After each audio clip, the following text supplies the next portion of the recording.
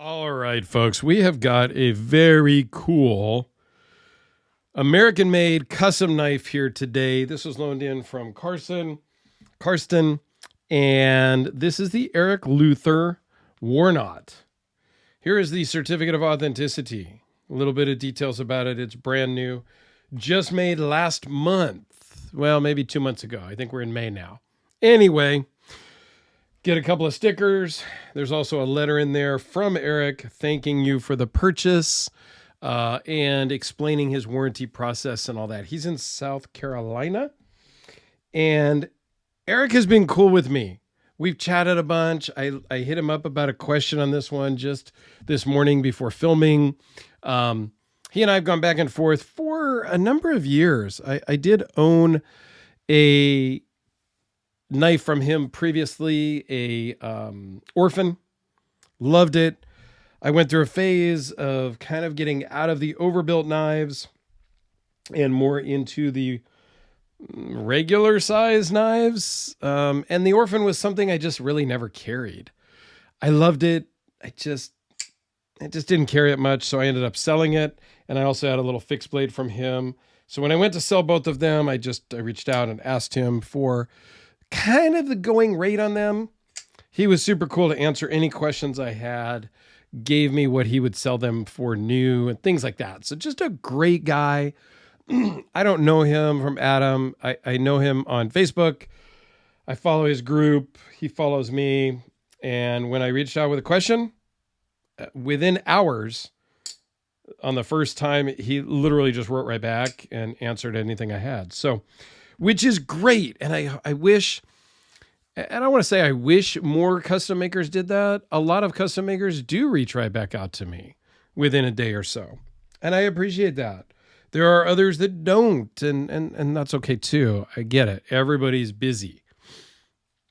But there you go. So this is the Warnaught. Let's just go through some of the specs. It's 5 1/4 closed, 9 inches overall, 3.8-inch blade with a 3.5-inch cutting edge, 0.028 behind the edge, 0.199 overall blade thickness. This definitely fits into that overbuilt category, as most of his do, and that's great. And I think the overbuilt category is not dead. It's just not the most prevalent category in today's world of 2023. S35 VN blade steel, 0.627 overall.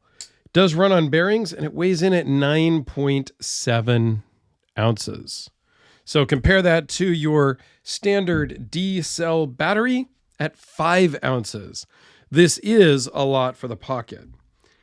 It's not too much. My Frank Fisher Battle weighs more, and I carry it more often. It's just a little bit different profile. Fits a little easier in the pocket, even though it is heavier.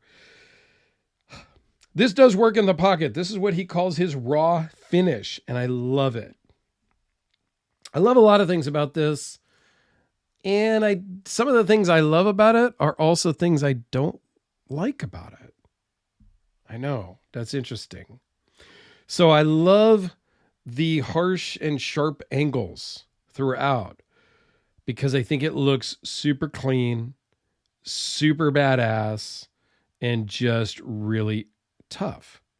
However, in the hand, these kind of sharp angles, harsh angles, if you will, are not the most comfortable in the hand. As you run your thumb across these teeth holes, as he calls them, it's not going to cut you. It's not going to hurt you, but it could have the edges softened a little bit.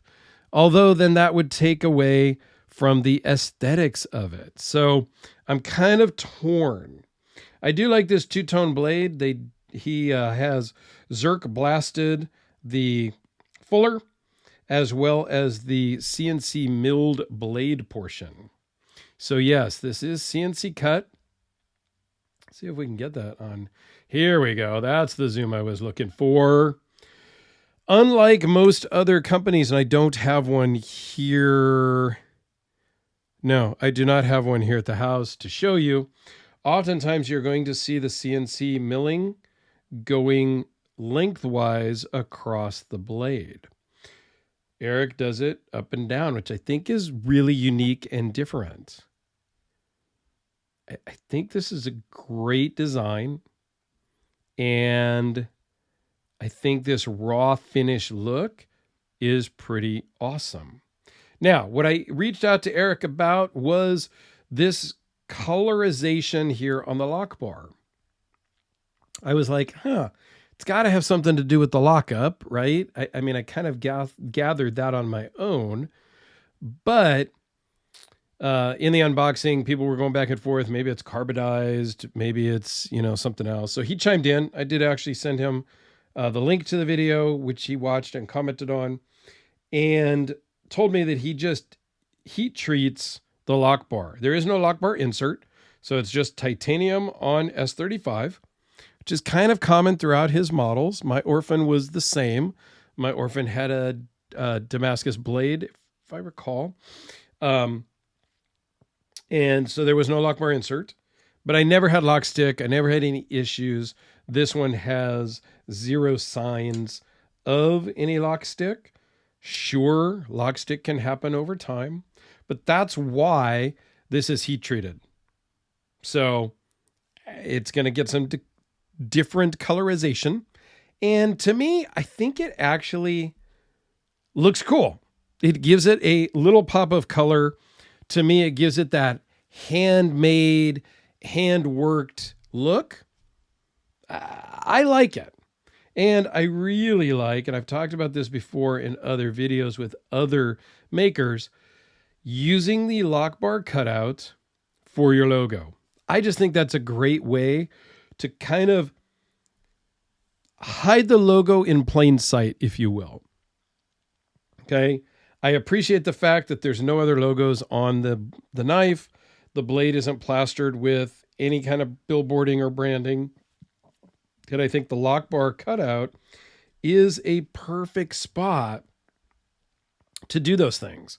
So it is a flipper tab, which works fantastic. It is also got the fuller for reverse flick.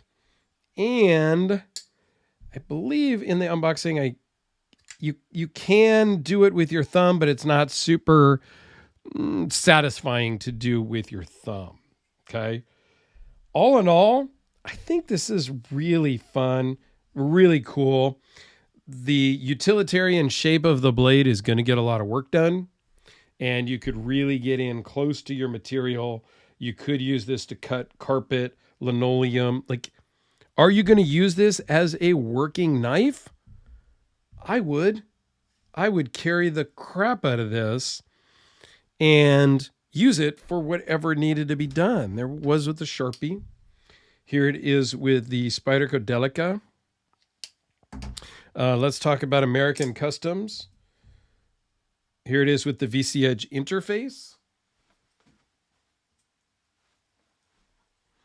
I mentioned the Frank Fisher Battle that comes in at about 10.5 ounces. So it's much smaller profile, but it is a little bit heavier, almost an ounce-ish, half an ounce heavier than the Luther. Yeah, there's a lot of reasons. It's got Damascus, it's got Timascus, it's got a bunch of exotic materials. And it's just, relatively beefy, similar, but just fits a little bit nicer in the pocket, maybe. It's much more contoured, much more smoother in the hand. So how about one last custom? The custom Hellraiser from Ed Kim over at Red Horse Knife Works. I do love my custom knives. I do like my American knives. I also do have a lot of knives from overseas. The Hellraiser P series, I have several of these. I have no problem with that.